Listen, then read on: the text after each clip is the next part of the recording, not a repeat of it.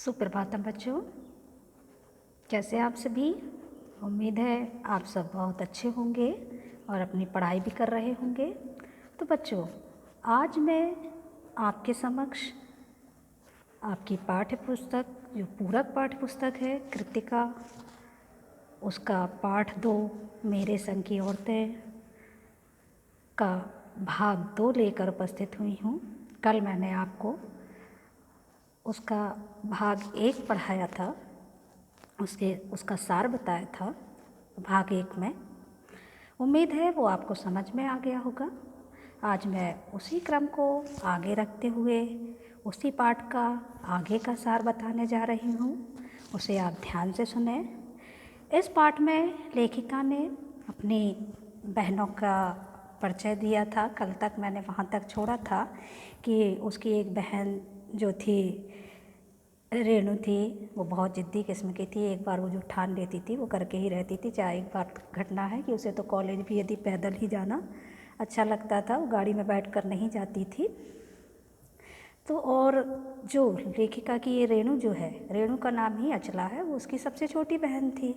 अब लेखिका से जो छोटी बहन थी उसका नाम था चित्रा और घर का उसका नाम था गौरी। तो जो वो थी, वो भी बहुत ही जो थी सच बोलने वाली थी।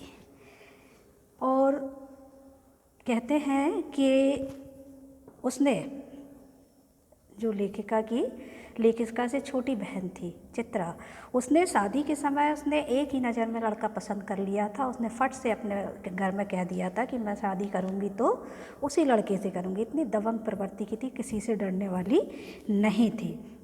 उसकी कहते हैं कि उसकी पढ़ने में रुचि खुद के पढ़ने में कम थी, लेकिन वो दूसरों को बहुत पढ़ाया करती थी, तो जिससे उसके हमेशा नंबर जो है कम आया करते थे।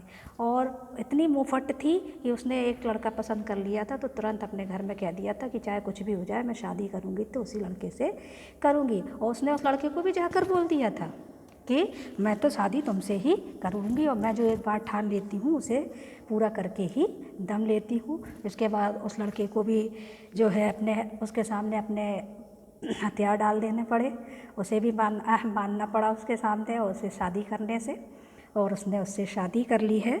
और अब जो कहते हैं कि उसकी जो सबसे छोटी बहन थी अचला ने जो है ठीक से पढ़ाई लिखाई की और अपने पिताजी के कहने के अनुसार ही उसने विवाह कर लिया। तो लगता था कि इसने जो है लीक पर चलकर अपना कार्य किया। लेकिन जब उसके शादी के बाद भी क्या हुआ कि जैसे कुछ वर्ष व्यतीत हो गए, परंतु जब तक वो 30 वर्ष की हुई तो उसे भी लेखन कार्य में जो थी रुचि पैदा हो गई थी। उसने भी लिखना शुरू कर दिया था। वो जो थी अर्थशास्त्र की छात्रा थी और पत्रकारिता में भी उसने हिस्सा लिया था, पत्रकारिता भी खुद न जानती थी। लेखिका कहते हैं कि लेखिका जो बताती है कि उसके सहज सारी बहनों ने लीक से ही हटकर चली, जो परंपरागत परिपाटी थी उससे ही हटकर चली। ये सब उनकी विशेषताएं थी। परंतु विवाह और घर गृहस्थी को वो परंपरागत तरीके से जो है सबने निभाया था। उनका सोचना था कि जो है कोई प्रयोजन या सिद्ध करने के लिए घर छोड़ने की कोई आवश्यकता नहीं होती है। घर के जो कहते हैं कि भीतर रह कर भी अपनी मर्जी से जीवन जिया जा सकता है, जैसा कि इन सभी लेखिका की बहनों ने भी किया है। अपने घर में रहकर ही अपनी मर्जी के मुताबिक अपना जीवन जिया है। फिर लेखिका की शादी के बाद जो है लेखिका बिहार के बताती हैं लेखिका कि हम बिहार के एक कस्बे में डालमिया नाम नगर में वो रहने लगी थी। वहाँ क्या था कि पहले लेखिका रहती थी दिल्ली में, तो वहाँ का वातावरण और जो डालमिया का वातावरण था वो बहुत भिन्न था, डिफर था बहुत ज़्यादा। कि यहाँ पर खुला था माहौल और वहाँ पर क्या था कि पता चले कि पति पत्नी भी हैं और यदि वो सिनेमा देखने जा रहे हैं तो वहाँ भी वो बगल बगल में नहीं बैठा करते थे। लेखिका ने ऐसा बताया। फिर लेखिका ने उन लोगों को जो है ऐसी मानसिकता वाले लोगों को भी इस बात के लिए तैयार कर लिया कि वो जो है पराए मर्दों के साथ भी, दूसरे आदमियों के साथ भी नाटक में भाग ले सकती हैं। उन्होंने ऐसा कर लिया था कि फिर वो एक दूसरे से बोलने लगी थी, एक दूसरे के पास बैठने लगी थी। अब 4 वर्ष तक इन्होंने इस प्रकार से नाटक करने के बाद, क्योंकि इसकी लेखिका की रुचि नाटक करने में थी, तो इनके बाद उन्होंने वहाँ के और लोगों को इकट्ठा करके जो है नाटक का कार्य शुरू किया। और उससे जो नाटक करने के बाद जो धन इकट्ठा होता था उसे अकाल राहत कोष के लिए उन्होंने दे दिया था। अब इसके बाद लेखिका का जो जीवन था, जो चल रहा था, इसके बाद उन्हें फिर कर्नाटक में एक छोटे से कस्बे में, जिसको कहते हैं कि बागलकोट में वो रही। तब तक कहते हैं कि लेखिका के 2 बच्चे भी हो गए थे और वो थोड़े से पढ़ने लायक भी हो गए थे। लेकिन जो था वहाँ पर बागलकोट में कोई भी ढंग का स्कूल नहीं था। तो विद्यालय उन्होंने, वहाँ पर ईसाई लोग थे और उन्होंने खोलने के लिए कैथोलिक बिशप से इन्होंने बहुत बातचीत की, बहस भी की कि नई विद्यालय यहाँ होना चाहिए बच्चों के पढ़ने के लिए। लेकिन उन्होंने मना कर दिया कि यहाँ पर ईसाई वर्ग ज़्यादा नहीं रहता है और इस प्रकार से हम विद्यालय नहीं खोल सकते, और यह समस्या तो आपकी है, आपके बच्चों को पढ़ाना है, आप जाने, आप समझें। तो इस प्रकार से लेखिका को ये बात बहुत लग गई थी। तो उन्होंने निश्चय कर लिया था कि हम यहाँ पर जो है हिंदी, कन्नड़ और जो है अंग्रेजी, ये तीनों भाषाओं का एक स्कूल खोलेंगे। और उन्होंने वहाँ के लोगों की मदद से वहाँ पर एक जो है स्कूल खोल लिया, जिसमें अंग्रेजी, हिंदी और कन्नड़ तीनों भाषाओं को पढ़ाया जाने लगा। और फिर वहाँ पर जो थे विद्यालय में खोल लिया उन्होंने, और वहीं के अफसरों के बच्चे भी उस विद्यालय में पढ़ने लगे थे। तो लेखिका भी ऐसा नहीं है कि एक बार वो जो ठान लेती थी वो भी उसे पूरा करती थी, लेकिन फिर भी उसने अपनी, लेखिका को लगा, लेकिन स्वयं को अपनी जो उसकी सबसे छोटी बहन रेणु थी उससे वो अपना कम आंकती थी, कि क्योंकि रेणु जो थी बहुत जिद्दी किस्म की थी। तो वो जो था, लेकिन जिद्दीपन के कारण वो भी सफल रही और लेखिका भी अपने जिद्दीपन के कारण सफल रही। लेकिन लेखिका जो थी विशेष रूप से जो मंच, लेखन के मंच पर इन्होंने सफलता हासिल की है।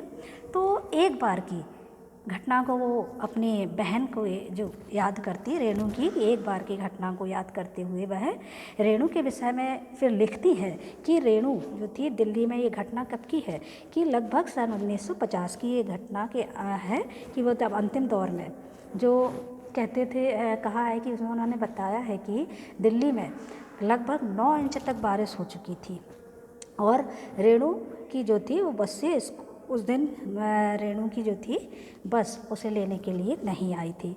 लेकिन और उसको जब इतनी तेज़ बारिश थी, 9 इंच तक अधिक इतनी बारिश हो गई, और उसने सोच लिया कि मुझे तो स्कूल जाना है। और वो जो है स्कूल में सबने, उसके घर में सबने मना किया, किंतु वो नहीं मानी और जिद के कारण वो जो है पैदल बस नहीं आई उस दिन, फिर भी वो पैदल अपने स्कूल में चली गई। फिर वहाँ पर पता चला कि जो है स्कूल तो बंद है। तो सबने सोचा कि स्कूल बंद है, तो वो पुनः 2 मील तक जो है का रास्ता फिर पैदल चलकर वापस आई। और फिर सबने कहा कि देखो हमने कहा था, तो क्या हुआ, स्कूल बंद था इसलिए मैं आ गई, ऐसा उन्होंने कह दिया। तो कहते हैं कि वो जो थी अपने धुन की पक्की होने के कारण, समझ लो इतना कि 2 मील का रास्ता उसने पैदल चल लिया। रेणु के अकेले जो था कि फिर इसमें लेखिका ने कहा कि हो सकता है कि उसे अकेले स्कूल जाने की धुन और उससे उत्पन्न रोमांच कितना मज़ेदार रहा होगा, कि अकेले में कैसे सब, कोई ना बारिश के कारण कोई रास्तों पर नहीं है और वो अकेली चली जा रही है उसका मज़ा लेते हुए। तो लेखिका का मानना है कि मज़ेदार, जो लेखिका का मानना है कि जो सचमुच अपने धुन में मंजिल की ओर बढ़ते जाना, एक जो ठान लेना, दृढ़ निश्चय कर लेना, अपनी मंजिल की ओर जाना, और अकेलेपन का मज़ा कुछ और ही होता है। तो उसमें लेखिका ने इस पाठ में सभी अपने घर की नानी, दादी, अपनी माँ, अपनी बहनों आदि के व्यक्तित्व के बारे में बताया। तो कहते हैं कि इस प्रकार वो अपनी बहनों से, अपनी माँ से, अपनी नानी, अपनी दादी के व्यक्तित्व से प्रभावित हुई, उनके जीवन में इन सभी महिलाओं का प्रभाव पड़ा था। तो बच्चों, यहीं पर उन्होंने इस पाठ का सार जो है पूरा होता है। उम्मीद है कि आपको यह सब समझ में आ गया होगा। अब अगली कक्षा में हम फिर मिलेंगे, तब तक के लिए धन्यवाद, नमस्कार।